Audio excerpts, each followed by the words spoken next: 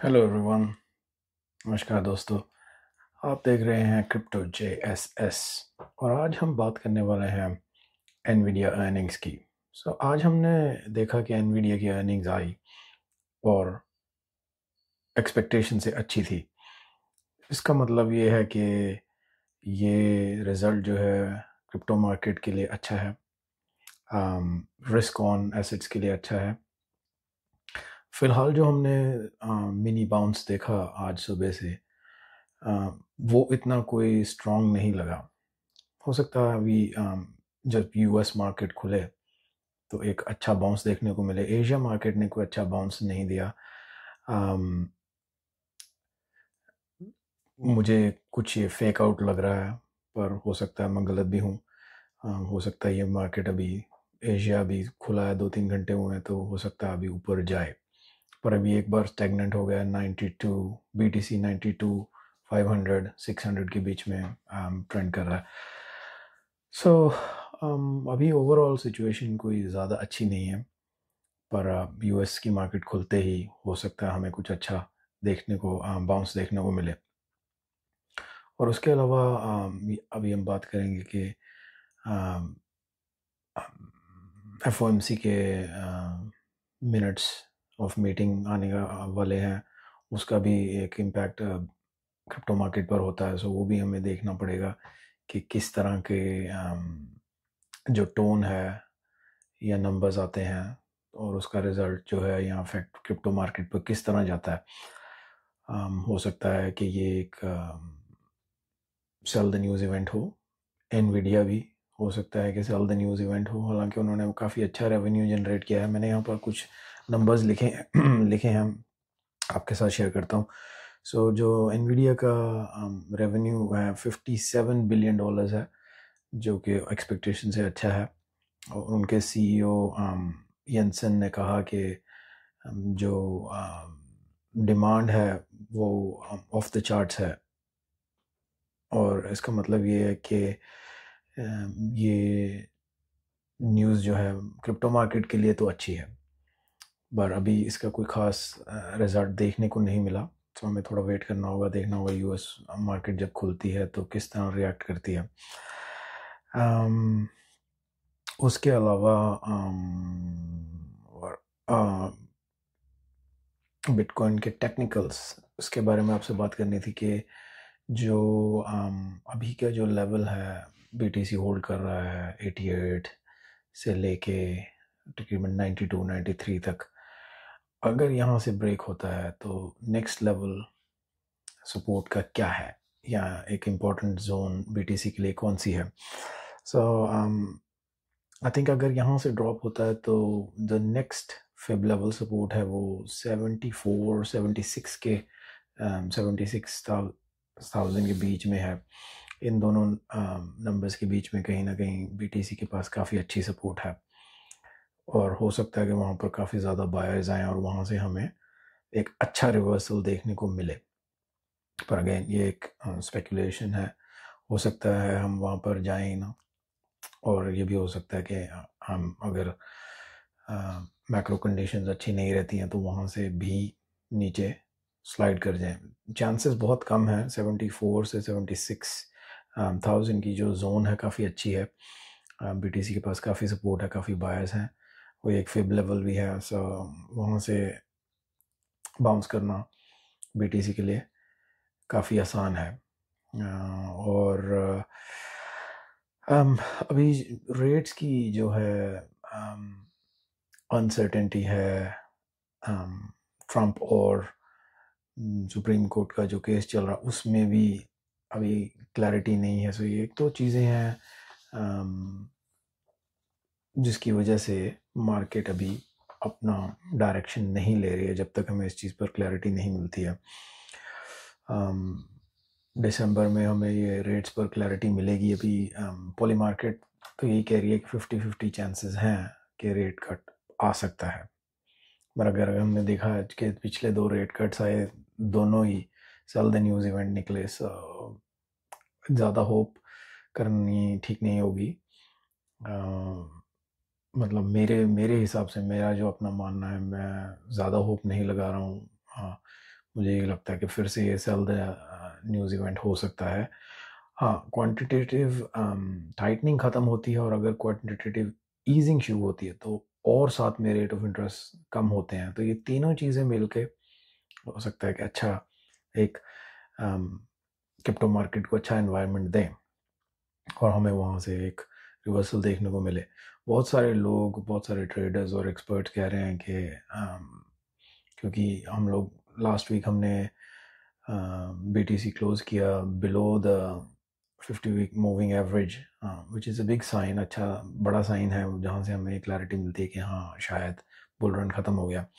और कई एक्सपर्ट्स जैसे बेन कावन वो भी ये भी कह रहे हैं कि हमें एटलीस्ट 2 वीक देने चाहिए। दूसरा सेकंड वीक जो अभी ख़त्म होगा संडे को, उसमें हमें देखना पड़ेगा कि अगर BTC फिर दोबारा से below the 50 moving weekly average close करता है जो कि बिलो 103 के है, तो मोस्ट लाइकली ये कहना पड़ेगा कि हो सकता है कि हम एक मिनी बेयर मार्केट या बेयर मार्केट की तरफ जा रहे हैं। अगेन मिनी बेयर मार्केट कहना एक मनपसंद वर्ड है कि हम अपने दिल को तसल्ली देने के लिए हम कह देंगे, मगर बेयर मार्केट तो बेयर मार्केट है। जो उसका एवरेज टाइम है 1 साल, जो हमने पिछला हिस्ट्री में देखा 1 साल तकरीबन बेयर मार्केट जाती है, जहाँ से 1 साल लगता है फिर दोबारा बुल रन स्टार्ट होने को। सो देखना पड़ेगा कि संडे को क्लोज BTC कहाँ करता है और उसके अलावा किस तरह की न्यूज़ आती हैं। हम लोग दिसंबर के काफ़ी क्लोज हैं, रेट ऑफ इंटरेस्ट का डिसीजन आएगा और ये जो कोर्ट केस चल रहा है उसके भी हो सकता है डिसीजन आ जाए। क्वांटिटेटिव टाइटनिंग ख़त्म हो रही है, सो काफ़ी चीज़ें एक्सपेक्टेड हैं। पर अगेन मैं कहूँगा कि जिस तरह हमने पहले भी बड़ी एक्सपेक्टेशन रखी तो वो सारी सेल द न्यूज़ इवेंट्स निकली। So let's hope for the best. हो सकता है हमें अच्छे रिजल्ट्स देखने को मिले क्योंकि हम लोग सभी एक लास्ट रैली की वेट कर रहे हैं ऑल्ट कॉइन्स में, या ओवरऑल एक लास्ट रैली जो सबको कहीं ना कहीं कुछ अच्छा फ़ायदा दे के जाएगी। मगर मार्केट मेकर्स जो हैं वो भी इस चीज़ को देख रहे हैं कि अब बहुत लोग जो हैं इस चीज़ की वेट कर रहे हैं। सो मे बी इस साइकिल कुछ डिफरेंट किया जाए कि कम से कम लोग जो है प्रॉफिट बुक कर सकें और ज़्यादा से ज़्यादा लोग जो है वो भाग जाएं। सो इस चीज़ का हमें ध्यान रखना पड़ेगा क्योंकि ये है तो मार्केट तो ये मैनिपुलेटिव है, ऐसा कहना मुश्किल होगा। और उसके साथ साथ एक और चीज़ मेरे दिमाग में पिछले कई दिनों से चल रही है कि ये साइकिल डिफरेंट क्यों क्यों ऐसा हुआ कि कुछ भी चीज़ें जो है वो सिमिलैरिटी उन्होंने नहीं दिखाई पिछले साइकिल से। आई थिंक मुझे जो लगता है कि हम लोगों ने जो स्टार्ट किया 2025 वो अच्छा स्टार्ट नहीं था क्योंकि हमने देखा कि ट्रंप ने अपना कॉइन लॉन्च किया।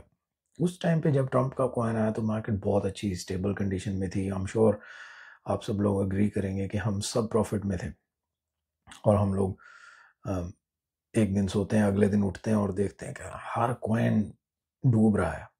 और समझने में काफ़ी टाइम लगा कि यार हुआ क्या, तो देखा समझ जब तक समझ आया वो ट्रंप ने कॉइन लॉन्च किया तो सारी लिक्विडिटी वो ट्रंप कॉइन जो है वो खा गया।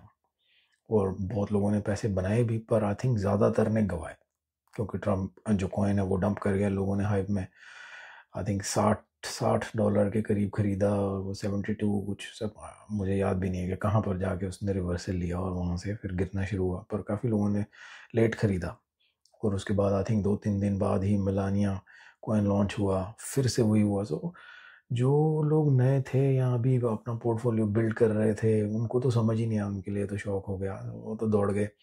और वैसे भी जो बाकी हैं हम जैसे लोग हैं उनके लिए भी काफ़ी नुकसान था कि यार ये क्या हो गया, क्योंकि हम लोगों ने भी जो अपने ऑल्ट कॉइन से उनमें से लॉस खाया। कई लोग ट्रंप और मिलानिया में गए, पैसा नहीं बना पाए, वहाँ भी लॉस हुआ। सो ऑल्ट्स में भी लॉस, वहाँ भी लॉस, काफ़ी डिफ़िकल्ट वहाँ से मार्केट जो है रिकवर कर नहीं पाई ढंग से। और उसके बाद liquidation after liquidation, tariff news, Wars, काफ़ी कुछ इस साल 2025 में हुआ जो क्रिप्टो मार्केट और स्पेशली क्रिप्टो मार्केट के लिए अच्छा नहीं था क्योंकि हम यही देखते हैं कि कुछ भी हो जाए सबसे पहले क्रिप्टो मार्केट पर इफेक्ट पड़ता है, और सबसे ज़्यादा जो अप और डाउन मूव्स हैं वो भी क्रिप्टो में ही आते हैं।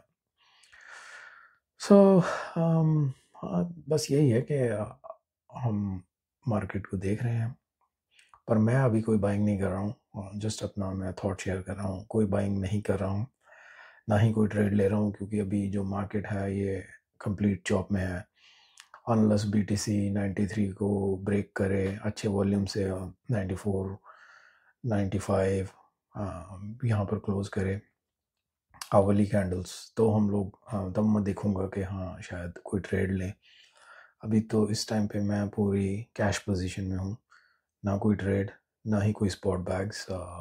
हम जस्ट वेट कर रहे हैं कि अगर मार्केट से कोई अच्छा साइन आता है तो वहाँ से फिर हम एक्शन लेंगे। अब बड़े लोग सोच रहे होंगे अरे यार वीडियो बना रहा है, और मार्केट की थ्योरी तो ये है कि आप होल्ड करें होल्ड करें होल्ड करें। पर अगर आप देखें कि मैंने जब मैंने एग्ज़िट लिया जब 116 BTC 116 पे रिजेक्ट हुआ 2 बार, वहाँ पर मैंने एग्ज़िट किया। और अब अगर आप मार्केट देखें कि उस टाइम पर वॉल्ट्स कहाँ थे, BTC कहाँ था और अब कहाँ है। इथेरियम, मेरे पास इथेरियम भी था, BTC भी था, और अच्छे अच्छे कॉइन्स थे, सुई, ओंडो, सोलाना, सेई,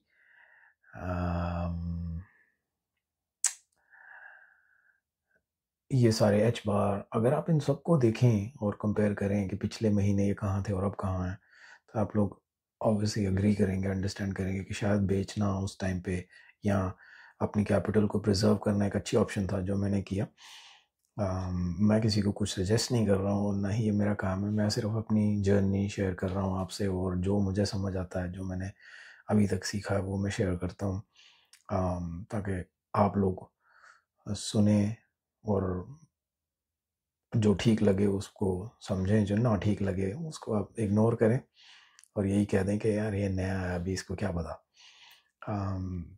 तो हाँ, मैं हर चीज़ को एक्सेप्ट करूँगा और अपनी मिस्टेक से सीखूँगा भी, और कुछ नया करने की कोशिश करेंगे। अभी ऑब्वियसली मेरा सेकंड वीडियो है, मेरी फैमिली है, तो थोड़ा टाइम निकालना मुश्किल होता है, पर हाँ मैं धीरे धीरे कर रहा हूँ। अभी मैं अब कोशिश करूँगा कि हर रोज़ एक वीडियो ज़रूर डाला जाए, चाहे वो छोटा ही हो, 5 मिनट का ही क्यों ना हो।